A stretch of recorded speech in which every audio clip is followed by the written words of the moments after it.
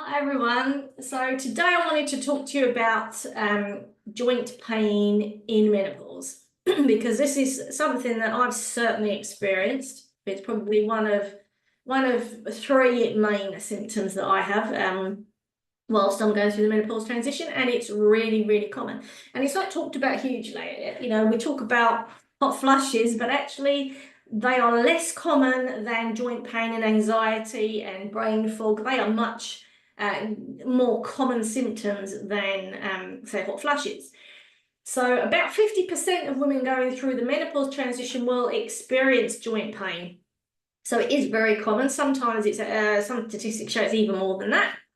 And the main reason for this is because of estrogen's role. So prior to kind of entering that transition, we have about 300 micrograms of estrogen, which actually, by the time we're postmenopausal, always down to 20.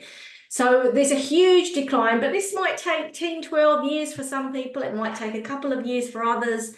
And during that time, estrogen does this as well. But estrogen isn't just in our ovaries, as I've said many times. Estrogen travels around our body, and there are receptors, which are almost like doors, that then let estrogen into the cells pretty much on every part of our body. So there are estrogen receptors in our brain, our heart, our breasts, our liver, our gut, blood vessels, bones, the thyroid. There are estrogen receptors on our thyroid, which is why we can be at more risk of things like hypothyroidism during menopause.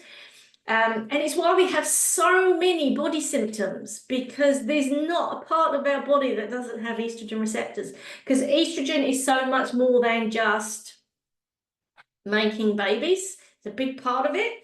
But we still make estrogen. Once our ovaries and our eggs stop producing estrogen, we are still making estrogen in other parts of our bodies because it's so important.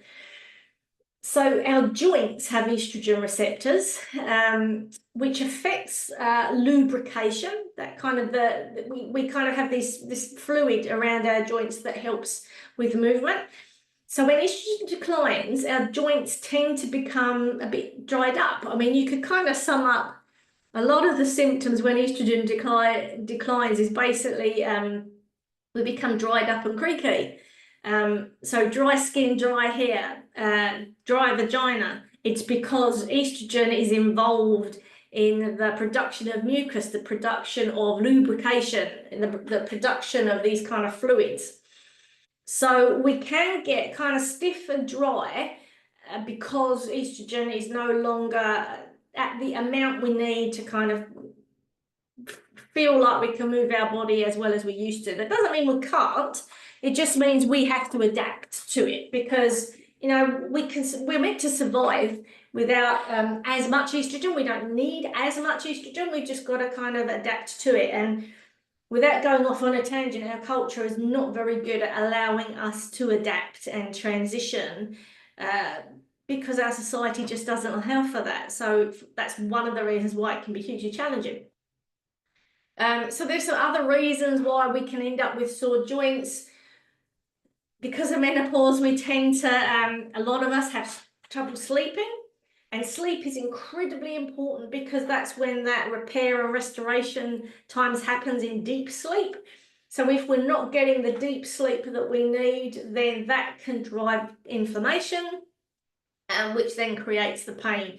So inflammation, I'm really seeing, drives a huge amount of menopausal symptoms. So if we can come at looking at our life as a way of how can I drive down inflammation, then I think that will actually be really beneficial, not just in managing our menopausal symptoms, but actually supporting us for postmenopause. And I'll talk more about that when I talk about postmenopause tips. Estrogen is hugely anti-inflammatory. And so it protects our whole body, all of those organs that I've just talked about. It protects them from inflammation, but it specifically protects the membranes in our joints. It helps with tendon stress, so it helps to stabilize them, and is involved in the healing and repair too. So when estrogen declines, we're losing that anti-inflammatory magic. We need to then look at, well, in my life, what is in my life that is increasing inflammation? Because now I've lost that anti-inflammatory hormone.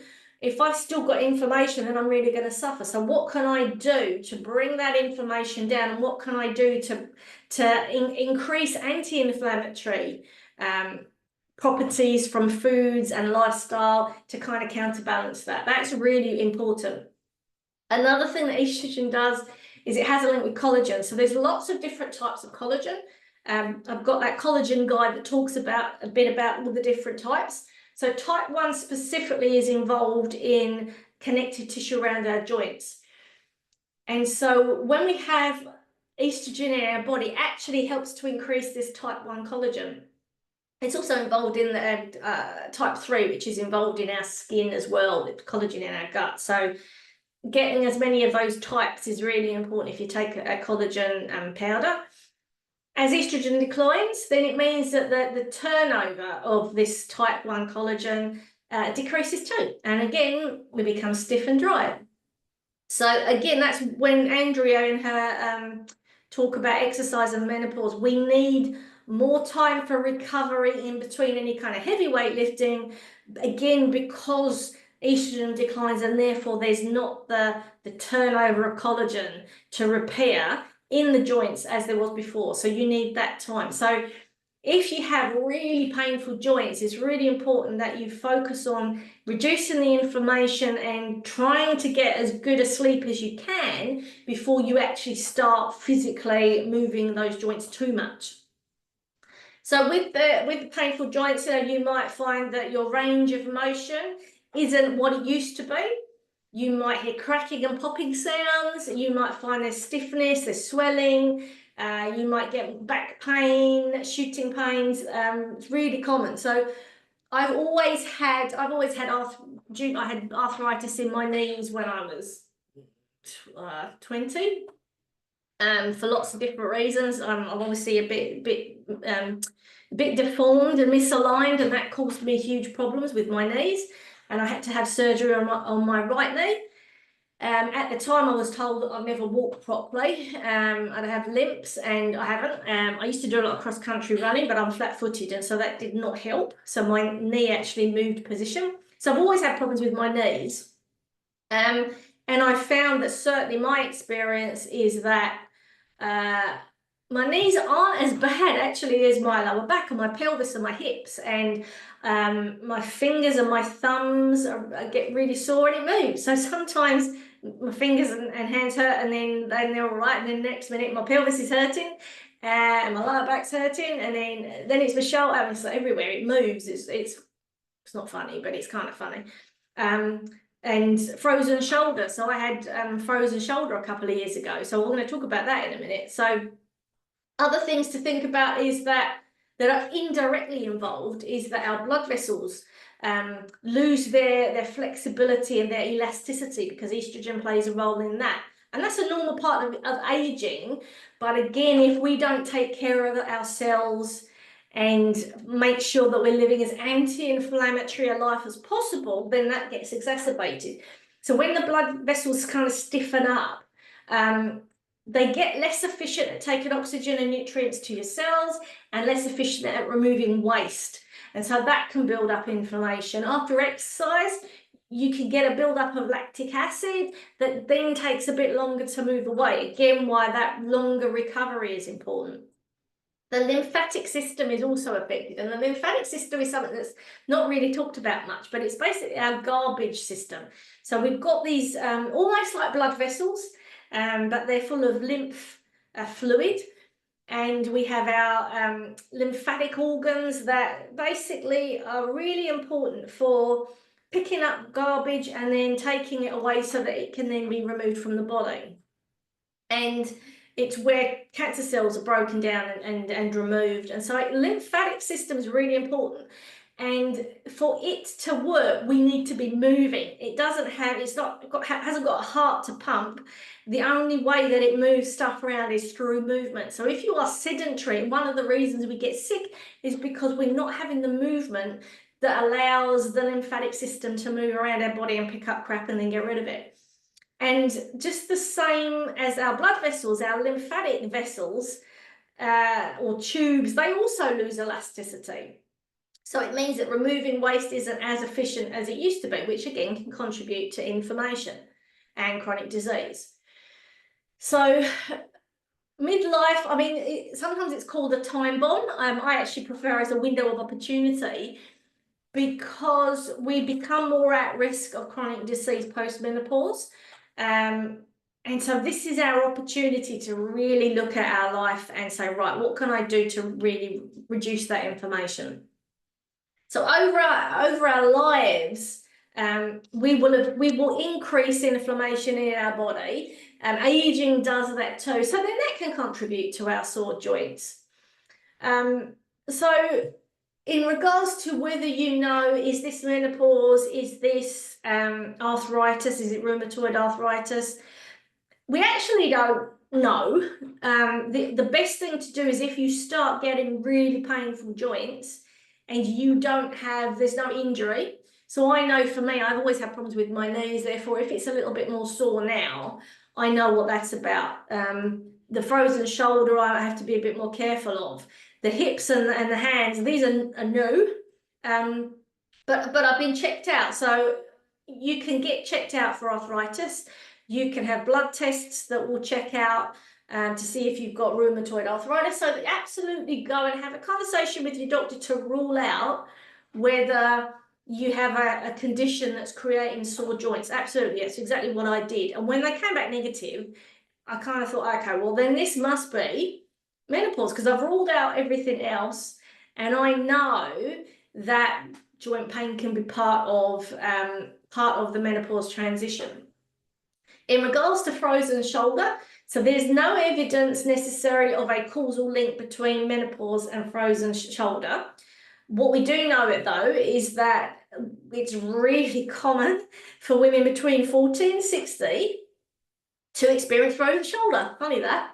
There was one study done in 2022, so relatively recently, of 2,000 postmenopausal women, and it showed that those that were on HRT were less likely to develop frozen shoulder than those that weren't. So again, not a causal link, but a correlation that it must have something to do with our hormones. So that's not to say you need to go out and get hormone therapy. That's completely up to you. If it's really bad, then sometimes that can actually make a difference.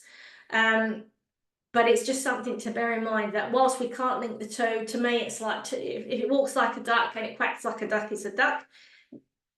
We know that the estrogen, because of estrogen's role in the body, if you suddenly start getting sore joints, having never had sore joints before, there's a really good chance that this is to do with menopause. But as I said, go and get it checked out. There are blood tests you can do to make sure that it's not rheumatoid arthritis.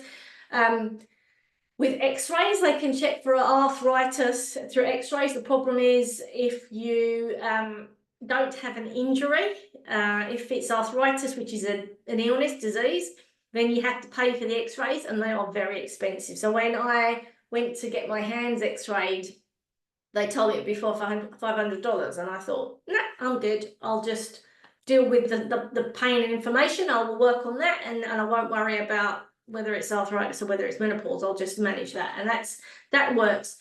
When I had the frozen shoulder, that was from an injury. I fell out of a kayak and got bowled over, and I'm pretty sure I dislocated it and it went back.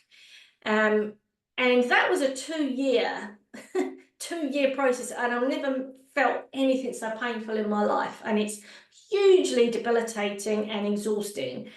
And I ended up having a steroid injection, which I didn't want, but I decided to go and get it. And I was very lucky in that I was seeing a physio. Physios are fantastic, and she gave me lots of exercises.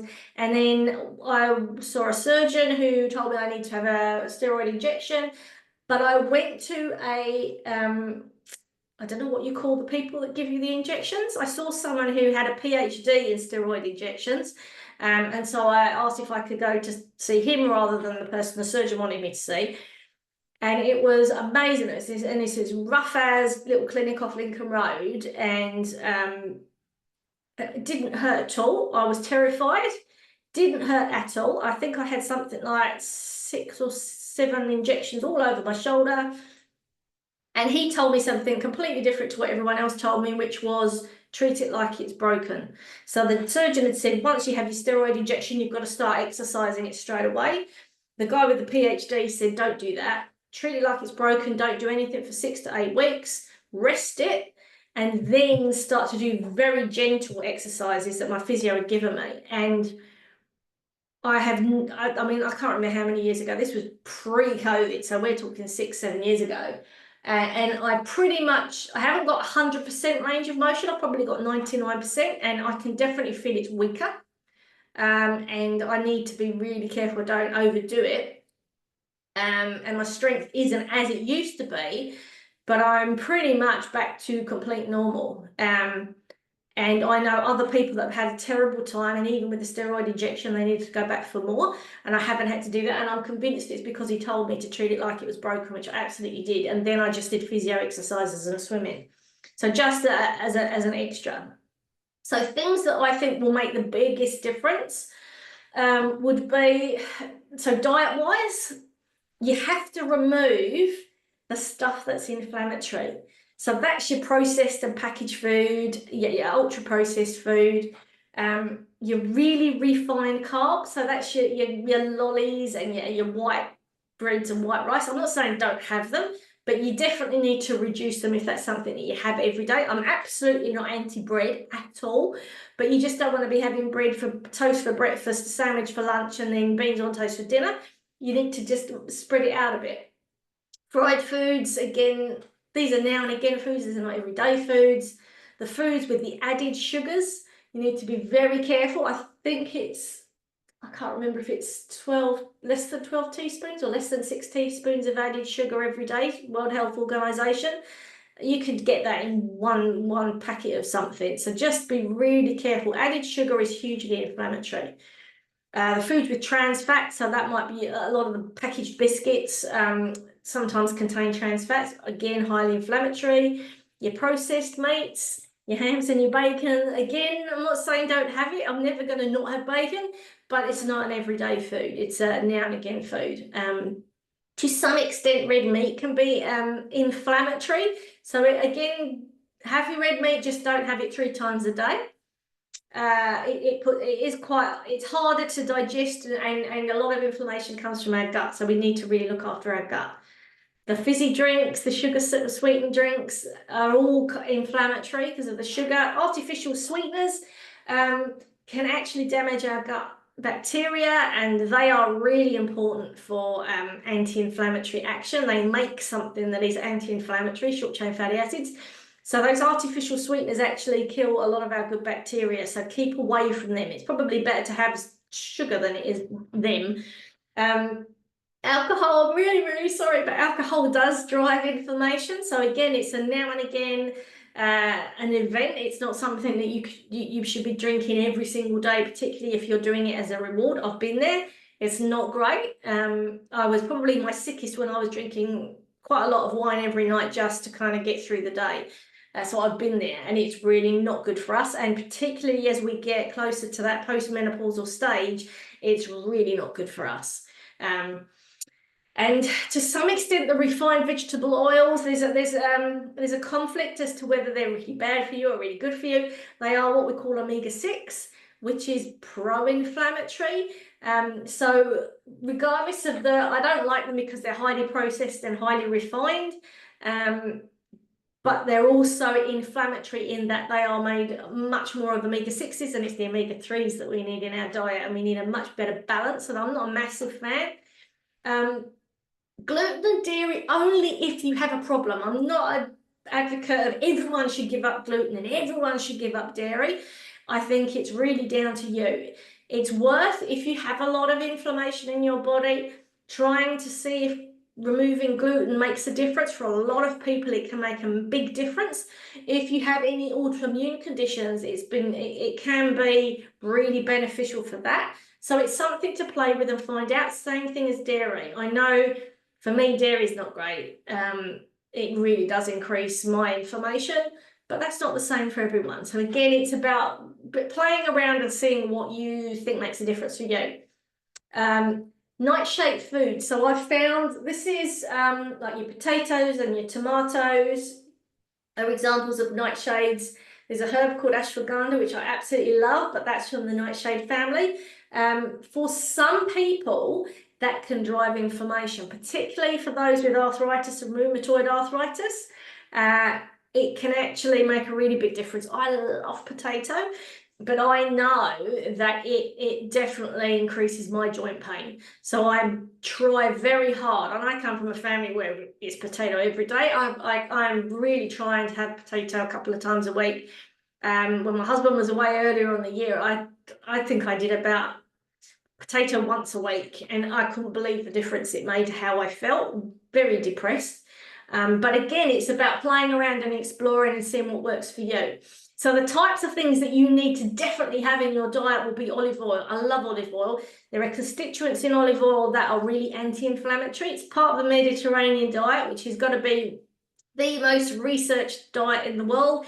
It's a very sustainable diet, and it's very anti-inflammatory. So olive oil, a couple of tablespoons every day. Fresh fruit, don't be scared of fruit. Just 1 to 2 a day.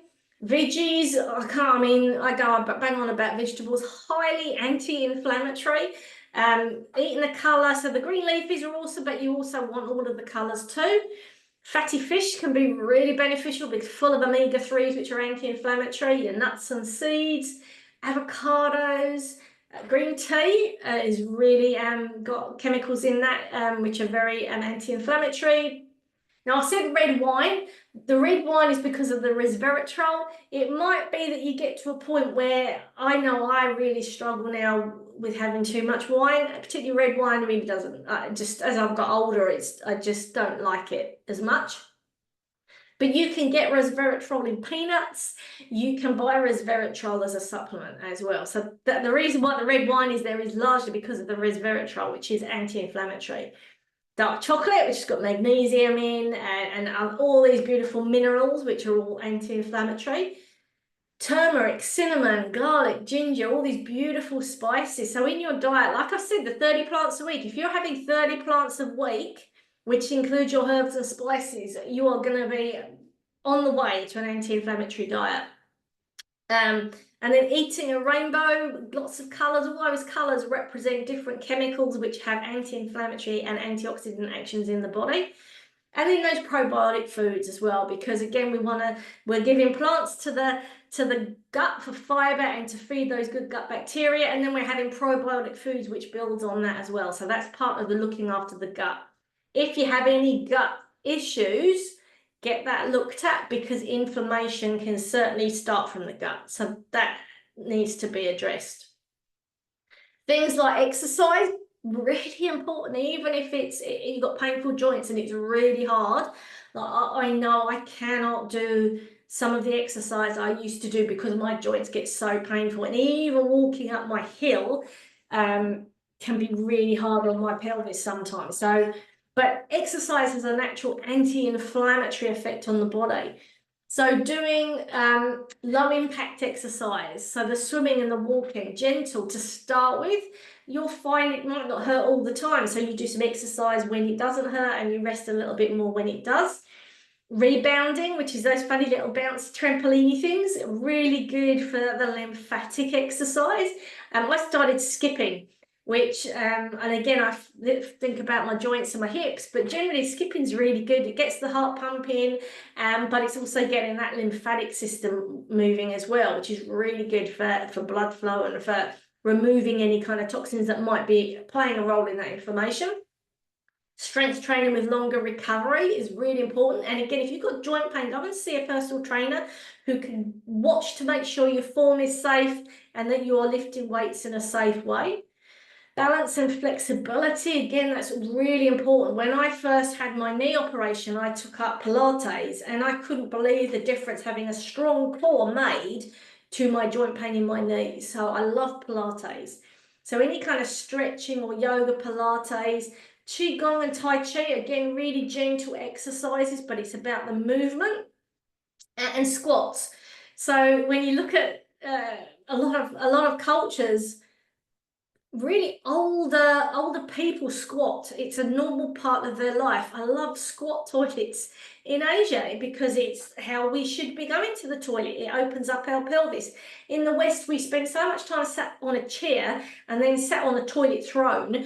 It's actually not doing our joints any favors whatsoever. So as much as you can, try and practice squatting. Whether you're doing it on a get up and down from a chair, whether you're holding onto a desk and you're practicing trying to squat down like a frog, if you can try and do a little bit every day and build up, no matter what I've done with my knees, I can still squat on the floor, and I do that every day. So it's really important to build up really slowly until you can squat. It makes a really big difference long term, and the more you do it, the better it will be for your joints. So don't think that's it, I can't move. If you do that, that's the worst thing you can do. It's really important that you move, but you move in a really safe, gentle way that doesn't make it worse. But doing nothing will make it worse. Another thing is managing your stress. So we all get stressed now and again. It's a normal part of life. It's the chronic stress, which isn't great for us, and that creates inflammation in the long run. So cortisol itself is anti-inflammatory, but after a time, it actually creates inflammation. So find ways to become more resilient to stress. So, and again, I'd say this, like, there's research to show that meditation, deep breathing, which I personally love, journaling, it's a way of expressing, getting crap out rather than keeping it in your body. Finding a way to express the stress and getting it out of your body is really important. Spending time in nature can be really beneficial. And I have found, and I will talk more about this later on, this idea of self-care. For some people, it's about, like, I'm in my head and I'm anxious, blah, blah, blah.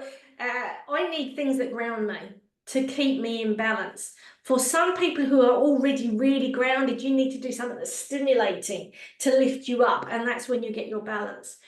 One of the things that I love is sometimes it's called earthing or grounding, and it's when you walk barefoot on the grass.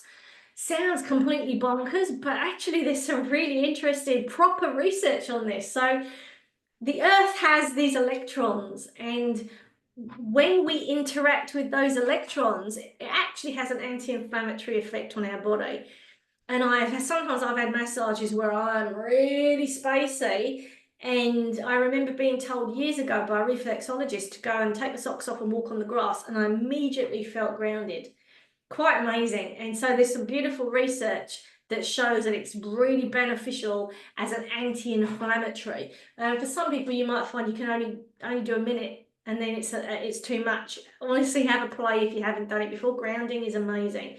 And I'm going to give you a handout. I'll put a handout together. There's some research on the back. You can go and have a read of the research on grounding or earthing as well. So there's actually really good research to show that it can help with inflammation and chronic pain. Sleep is really, really important. We know that when we don't sleep, it will trigger inflammation, and it stops us being able to manage that restoration and repair and reduce our inflammation. Kind of goes down, it reduces. So as much as possible, look at your winding down routine and work on that. And if you can, try and get in a really good 7 to 9 hours sleep. Sometimes I only sleep 6. So as much as you can, play with that. Don't get really wound up and stressed if you don't sleep. I know it's annoying, but just do what you can.